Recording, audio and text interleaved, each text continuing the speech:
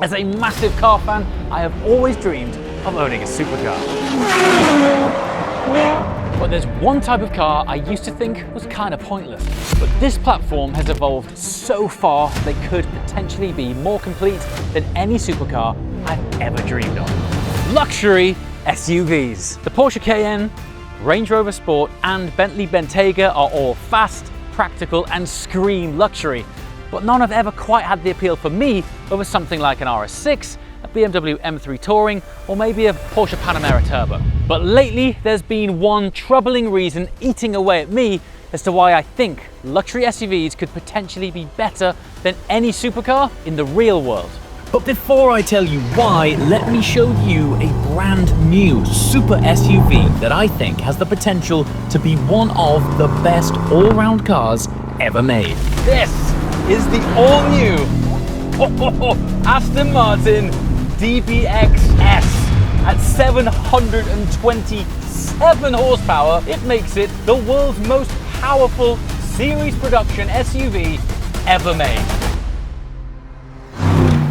And right now, at the time of filming, this car is almost impossible to get your hands on, and it hasn't even been launched to the public yet. The scenario I find myself in right now, of course, is literally what petrolhead dreams are made of. I mean, I'm in a brand new Aston Martin twin turbocharged V8 super SUV on some of the greatest driving roads ever made. However, for people like you and me, this sadly just isn't reality. This is reality. Pouring rain, stop-start traffic, and, as we all know in the UK at least, terrible quality roads. A report from the World Economic Forum ranked UK roads 37th in the world for quality. To put that into perspective, that means our roads are worse than countries like Egypt, Chile, and Ecuador. And this is one of the reasons why a super SUV like the DBX-S appeals. And it got me thinking, how on earth are our roads this bad when every year Brits pay over 24 billion in road tax? That's an insane amount of money, and yet conditions like this are a daily problem for UK drivers. If I'm truthful, lately I've had such bad experiences with overall road quality, and not just in the UK, but it's caused me to think about cars that I've never really looked at before. Rugged options like the Huracan Sturato and Porsche Dakar being two of the contenders, as the enjoyment in proper supercars is only truly unlocked on proper roads. I mean, lately I'm more concerned with dodging potholes and scraping splitters than I am enjoying the road I'm actually on. The fact that Aston Martin chose to launch this car over in Mallorca and not on their home roads probably tells you all you need to know. This road is atrocious, but in all fairness, the DBX is taking it extremely well.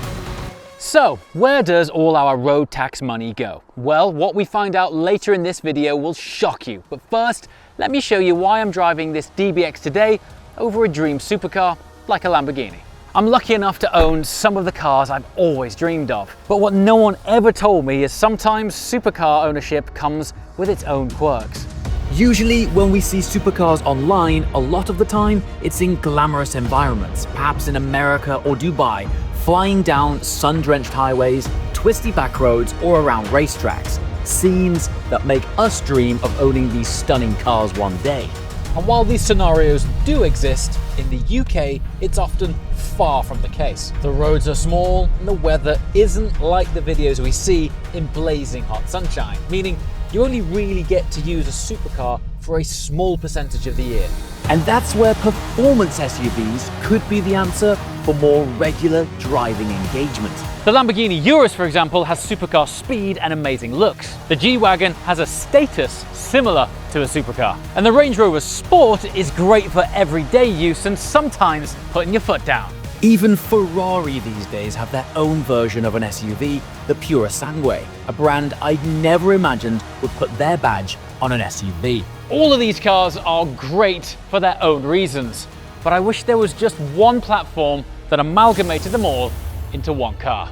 This new Aston Martin DBX-S could be the answer. Let me show you just how wild this thing is. But first, let's pop back to the UK. So just how does the world's most extreme SUV perform on UK roads?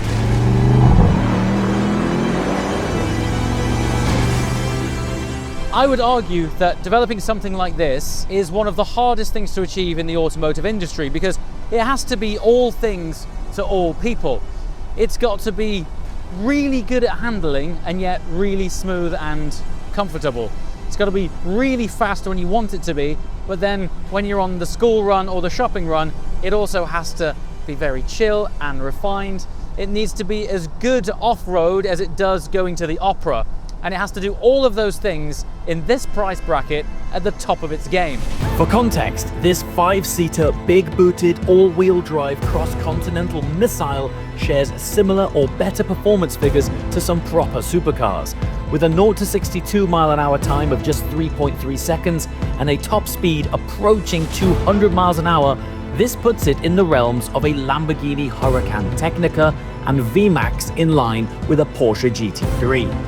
So how did Aston do it? Well, they took the twin turbocharged application that they developed for the Valhalla supercar and put it under the bonnet of the DBX, increasing the power to 727 horsepower. Now, that doesn't sound like much, but the result, I'm honestly not just saying this, I have never been in anything of this platform, this size, this mass, that moves like this. That shouldn't do that. Something of this size should not do that. Now, one of the optional extras that contributes to this car riding so well is the 23-inch, wait for it, magnesium forged wheels. Now, why that's incredible is that it just so happens that that makes them the largest magnesium wheel ever fitted to a series production car. Magnesium is important because it's super lightweight, and saving weight on the unsprung mass of a suspension attached component allows the suspension to ride easier over the lumps and bumps in the road. And if that wasn't enough, it's got a 48-volt anti-roll architecture, and what this effectively does is plumb 1,400 Newton meters of anti-roll torque to each individual axle. So when you throw it into a corner, it literally feels like a Vantage on stilts, only with even more compliant suspension. It's like it just shouldn't turn into this corner like this. Honestly, when I drove a Vantage, it cornered like this. It's just remarkable. So visually it looks more aggressive, but form follows function. And the reason that you've got these much more aggressive intakes here is to help channel and cool the upgraded components. So inside underneath here are Valhalla developed turbos, which has contributed to that increase in power. But also you've got to be sucking in more air to keep these new components cool, and they've developed a new lighter weight grille. If you remember, the standard option is these sort of solid strakes and vanes which are heavy metal, but this is a lightweight grille, saving weight where it counts on the extremity of the car. Now, with 727 horsepower and 900 Newton meters of torque, this thing gathers momentum like a freight train optimized by a Formula One team, and that's all well and good, but when you have something of this size going that fast, you need to have the confidence that it will also stop. So this has carbon ceramic brakes, but they are 420mm rotors at the front and 390 at the rear. As a result, you never run out of confidence thinking, is this thing going to stop? It just does, it always does, and because it's carbon ceramics, it never runs out of puff. One of the optional extras of the DBX-S is the carbon fiber roof, which incredibly saves 18 kilograms. Now, why that's important is because this is the highest point of the car. Shaving 18 kilograms off the roof virtually reduces its center of gravity. Very cool trick. In fact, if you option all the lightweight goodies for the DBX-S, you can save up to 47 kilograms of weight. You also get the S badging, modified exhaust system tuned for the new turbochargers, and the quad stack array. But what about the gearbox? I'm not sure you could shift any faster in a conventional gearbox than this thing, even on the downshifts, which is where typical automatic gearboxes usually suffer from heavy, high speeds under heavy braking down through the box, like this. That's really the only moment where you can tell that this is a conventional auto rather than a twin clutch box. Other than that, I mean, upshift, Up is pretty much as fast as you're going to get, but the benefit of not having a twin clutch box is you're also able to tow very heavy loads. So it shifts almost as fast as a supercar gearbox, but with the torque and towing performance that you get from a practical car.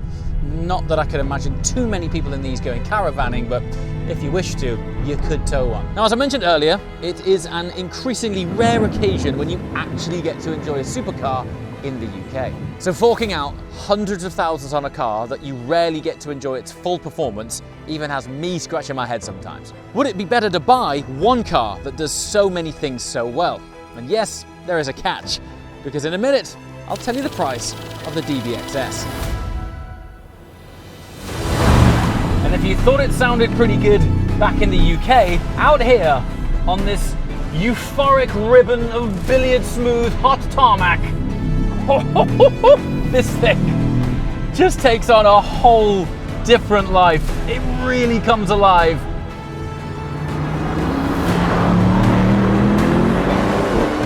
I mean, when you're on a proper stretch of tarmac like this, there's attributes which, to be fair, as great as this thing dealt with the lumps and bumps of our terrible roads back home, oh God, this thing pulls. It's quite nice as well being able to play with the mass of this car. Back home, it's difficult to find a stretch of tarmac like this where you can really exploit this thing's physics. Strangely, because it's so big, but because it controls its mass so well, you're able to play with that physics. Dare I say, a dab of trail braking, sir, on your way into a corner, keeping the weight over the nose. And because there is a lot of weight, it presses those tires right into this smooth tarmac, and you can really rotate it in, which for something of this size, you just shouldn't be able to do. And it's not just about driving quickly, it's about knowing that when you come around this beautiful sweeping corner, you're not going to find yourself having to dip offline in an emergency evasive maneuver because you're going to find a pothole to swallow up your 23-inch magnesium alloys, which, by the way, did a phenomenal job back home at reacting to the lumps and bumps with this very fancy anti-roll 48-volt architecture suspension.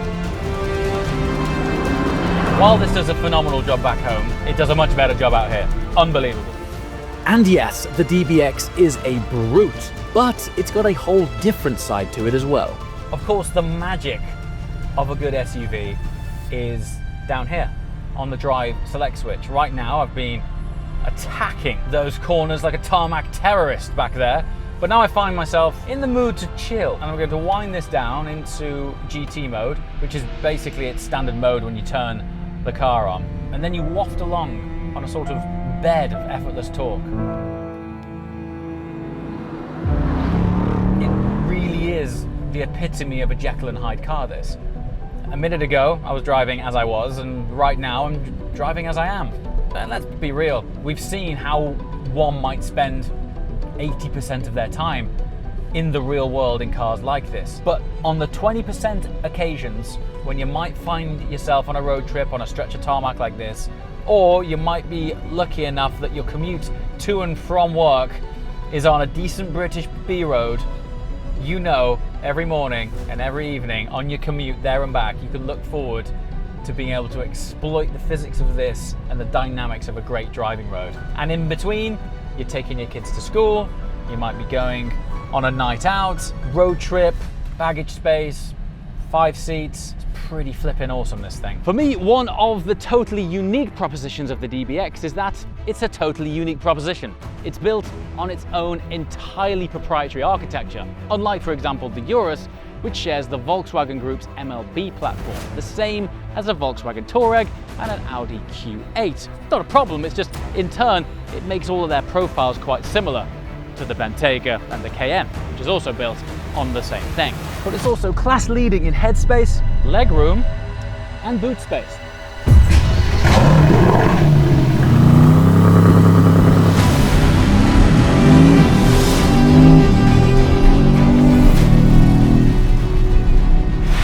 That is swift. This thing has blown me away, both back in bumpy UK and right here in Dreamland Mallorca. But I know the question you're all probably wanting me to answer is just how much does a fairly well-spec'd DBX-S really cost? And perhaps the bigger question, where is all of our road tax money going back home, and why don't our roads look like this? According to the House of Commons Library and a National Audit Office report, the shocking reality is that the billions in road tax that UK drivers pay every year is being pooled into a general treasury fund, meaning there is no guarantee that road tax money is actually allocated to the roads. In Derby alone, there are 90,000 recorded potholes, and in Stoke-on-Trent, the average repair time for a reported pothole is, wait for it, 2 years. Now don't get me wrong, it's not all doom and gloom. I mean, I'm on a pretty good stretch of tarmac right now, and when you do get the opportunity to open it up,